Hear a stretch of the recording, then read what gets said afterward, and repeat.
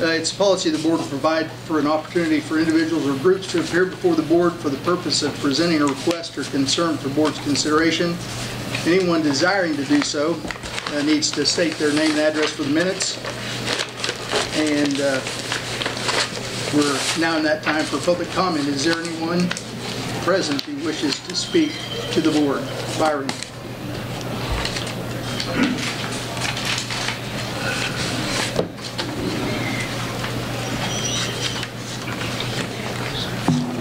My name is Byron Winans, a resident of Ford County. Lived here for 38 years, and if and when maybe y'all get bored at a board meeting in the future, there's a potential dartboard over there on that wall. Because I did at one time did sit in you guys or you folks' chairs, so I know that your job is a real high-paid job and a lot of stress and concern. But my purpose in being here this evening is to, I guess, maybe ask some questions, raise some concerns about the proposed merger with Hayes. I am definitely not against it. I am for it. I just believe that there are some unanswered questions, some concerns in terms of budget dollars. It looks like the risk is all on our end of the spectrum from the north to the south. I see Hayes having no skin in this game. That bothers me a little bit. Concerns me deeply that our money's all going north. We're going to lose leadership, it looks like. But one of the things that I think would certainly from the budgetary standpoint I'd like to see or suggest maybe to the board that a feasibility study be done to see maybe where we're going to be in terms of enrollment here at DC3 after the merger and also with the potential of the tech center coming down the road, which to me is a win-win situation. The real concern I have is the risk in the dollars. I understand that we are to get maybe $5 million a year for 3 years. I hate to say this, but as the legislature goes, the wind blows one day one way and the other another way. It would look to me like to take the risk out for the Ford County folks.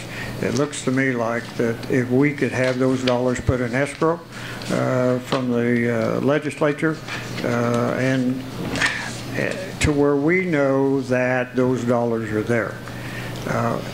It just looks to me like we're on a fast track. Maybe we ought to slow down and go through some of these issues and really study them hard, because this institution has been here for many years, and the risk involved if something goes awry is not real good for those folks in Ford County. Now, you guys may not be here sitting at that table. I may not be here either. But the people behind us, I think, need you guys' best effort in making those determinations. As for the tech center, I think it's a great idea. I think the funding is the key issue. The funding comes forth, and if you could have it in a form of an escrow, then you know the money's there. Because other than that, you have no assurance that you're going to get it from year to year. And if you don't, then it's big time trouble. Or I see it as big time trouble. The other thing I'd like to know, maybe a later date on the tech side, I've understood there's supposed to be 10 different corporations or entities that are potentially going to be involved in this, responsible for the students that would attend. I'd certainly like to know who they are and what is their commitment. Do they have skin in the game? Because this looks to me like that's a great opportunity for them as well as for the community college. Whether it's considered a community college, part of Fort Hays, whatever it is, it just looks to me like there's a great opportunity. So that's about all I have to say. But I do definitely want you to know that I am for it. I just think there's some areas that need to be cleared up, some budget dollars that need to be worked over and that have to be true dollars and that type of thing. And I'll also say this, I don't envy any of you. Thank you. Thank you for your comments, Byron. All those issues you bring up are important, and I think the next phases or steps of this process involves committee developments, bringing information back to this board to be able to make those kind of assessments and adjustments if needed. Because a lot of things have to come into place and fall together correctly for this process to work right. So appreciate you being here and your interest. All right. Thank you very much. Go ahead. One of the people who had some remarks to make that is not here right now, can those remarks be deferred? Scott Thompson was going to be coming here. Sure. So could he speak a little later in the meeting? Yeah, we'll find a spot.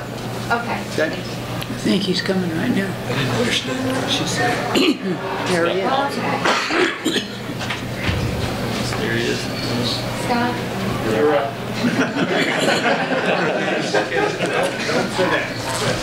Willie, Michelle.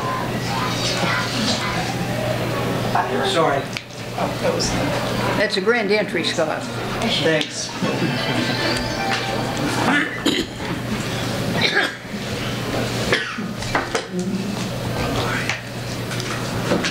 All right, Scott Thompson, 419 Runyon Avenue. I'm here as a faculty member because we have serious questions about the proposed Fort Hays state takeover. Some here tonight have called us selfish because we refuse to take blue sky promises as reality. Instead, we look at the reality of what has been presented as reason for concern. What is proposed is nothing less than a takeover both financially and academically. If you think this is untrue, look at the white paper that was presented to KBOR. To make this merger happen, we dissolved the college.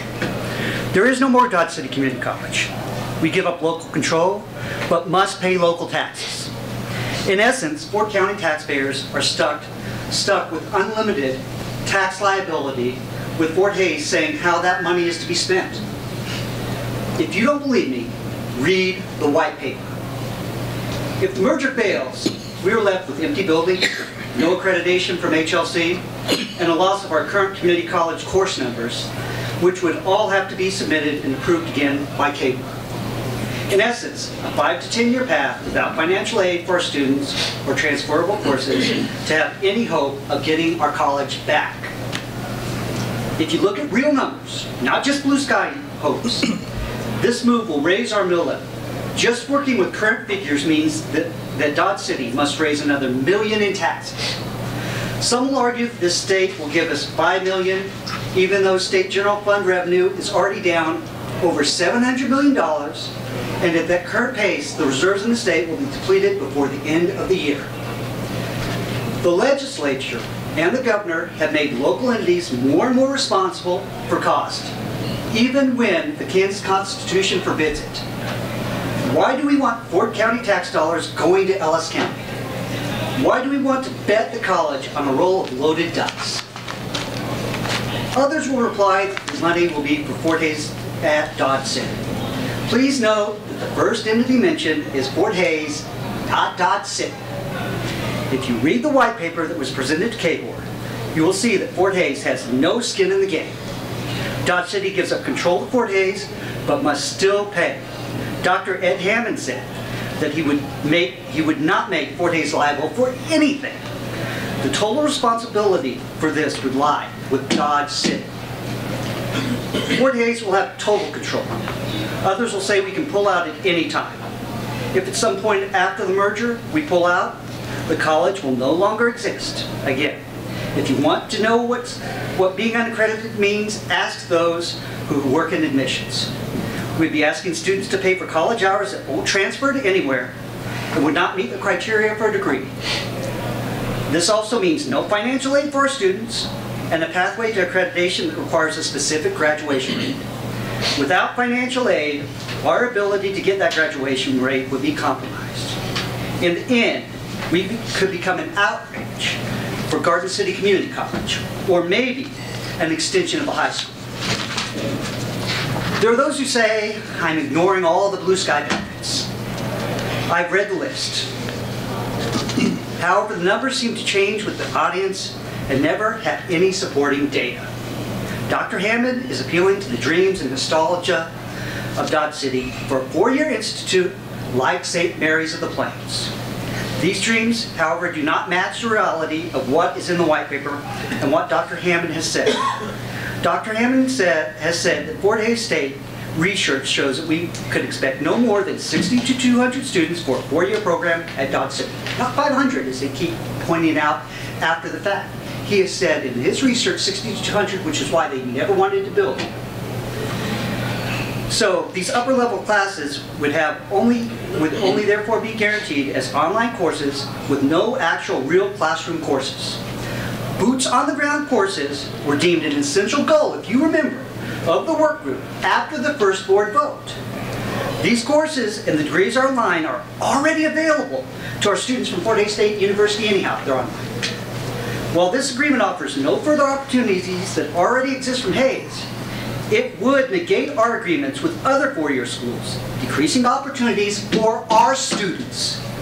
The numbers and facts do not match in other areas either, particularly in light of the facts spelled out by the cable attorney and other papers. Tuition for in-state residents would more than double. Out-of-state students' tuition would increase 4 times. No state money would be used to pay for developmental classes, which almost 80% of our students need. Faculty are not in the way of progress. We simply feel that there are much better options out there that need to be explored. These options would allow Dodge City Community College to grow and still provide a quality education that our students can afford. These options should not demote us from a community college to a satellite campus at Fort Hays. Thank you very much. Thank you for your comments and opinions. Are there others that wish to speak?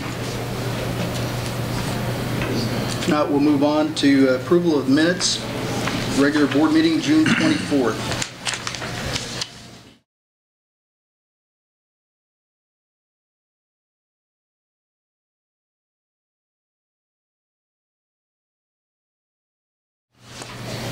Moving on to trustee reports.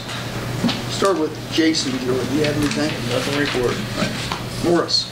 Well, I've been gone the last couple of weeks and really don't have a whole lot to report.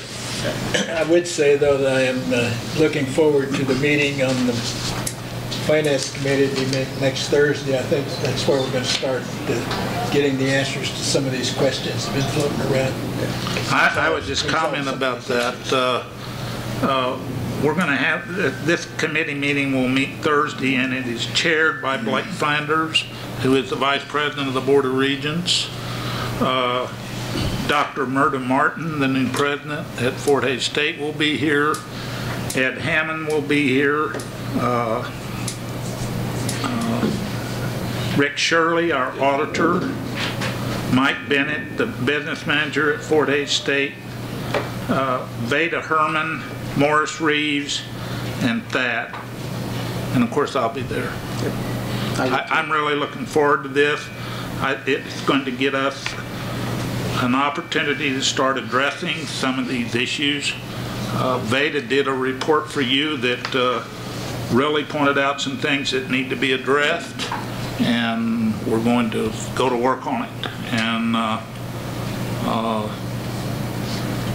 that's coming. Yep. All right, Flores Jean.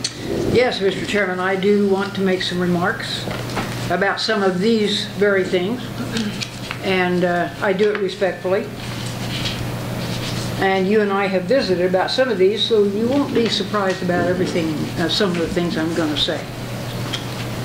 And I did ask that they be in the recorded minutes. This board has voted twice in public meetings to pursue in good faith the development of the specific framework for the proposal from Fort Hays. This board still has not met in session with our president and appropriate staff to discuss any of those issues. Mr. Chairman, you have not allowed that by actually canceling a work session that I requested and not rescheduling. There are many issues that affect the future of this college, which are by law the responsibility of this board, in addition to the detrimental impact on the taxpayers of Ford County. I have no objections to a combined working committee working cooperatively on detailed financial components But discrediting the work of one segment is not a basis for cooperation. Our CFO, a respected professional in her field, has consistently maintained financial reports for DCCC that have been scrutinized, audited, and proven correct for the last more than 30 years. And she has the right to be treated with respect by those who disagree with her. Her current analysis was prepared from records she knew to be correct, plus what she was given from Fort Hays, plus what she was told. In the Fort Hays plan, if the Fort Hays plan for this concept becomes reality, the people of Ford County will continue to pay property taxes as now, but they will go to support Fort Hays. We will be the first and only county in the state to be the major financial supporter of a state institution. Because the proponents of the plan have strongly stated that property taxes, the mill levy, will be reduced, they are now embarrassed that the numbers show that might not happen. So the CFO is being discredited and personally attacked by those who would prefer different numbers. Numbers are what they are, and she has never stooped to cooking the books.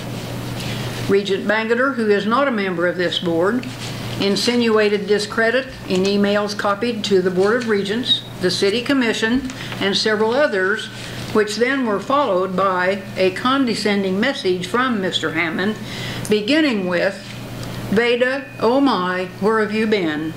Your misperceptions have been discussed and clarified at many public and private meetings with DCCC board members and the college executive team." Note, he said board members, not the board. Mr. Chairman, why is this board being excluded from planning that is being done by others? Interesting that Dr. Hammond chose to correct our CFO. The table she originally prepared to support the demands from Fort Hays would require a mill levy increase from Ford County taxpayers, but preparing the tables as he demanded would require an even greater increase in the mill levy. At this point, only 2 members of this board have been involved in continued planning with others who are outside of this board. There has been no feasibility study, issues about student access, developmental education, prerequisites for the nursing program, and more that are critical to the future of a college in Dodge City are not being talked about. I voted twice in good faith to further the planning in good faith, and that clause has been ignored. This whole board should begin now to work as a board with our president and to include the new president at Fort Hays to plan for a partnership that she will inherit. As the current scenario progresses, pushed by agendas from interests outside of this board as a body and as a team with the college staff, I regret my misplaced good faith votes and wish that they could be recalled. Thank you for your report. Don Webb, do you have a report? I don't really have too much to say, only I pretty much agree with what, not pretty much, totally agree with what Florcita's put together.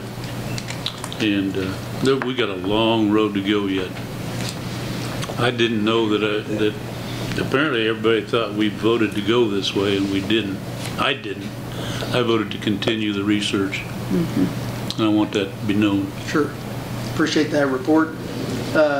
My report consists of thank you for everyone's comments and your presence and your involvement in this whole process. You know, I really don't think the good faith comments should be left out of the equation. That's important. I mean, that's why we're doing this.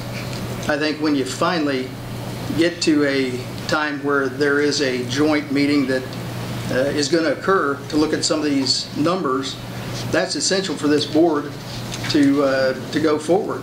And if we're all wanting to be on every committee that's a part of this evaluation, I'm fine with that. But I don't know that we need to make that a requirement. That's not my point. Okay. So, but anyways, I'm looking forward to see what comes from this, this meeting on Thursday. So we will see. We'll move on to President's report. Well, I was going to report about the committee meeting that Morris brought up, and I really think we're going to work very hard to come back to this board with a report for us, Gene, and we will put all of our energy and efforts into it, and we'll get you up to speed. That's one issue, the finances. There are so many others. There are many of them, but the one on finance is the committee that we have this Thursday. Yeah. And Marilyn and I have communicated, and we're going to go forward with these committees, and Veda and I and Thad are going to be on every one of these committees and deeply involved in what's happening here.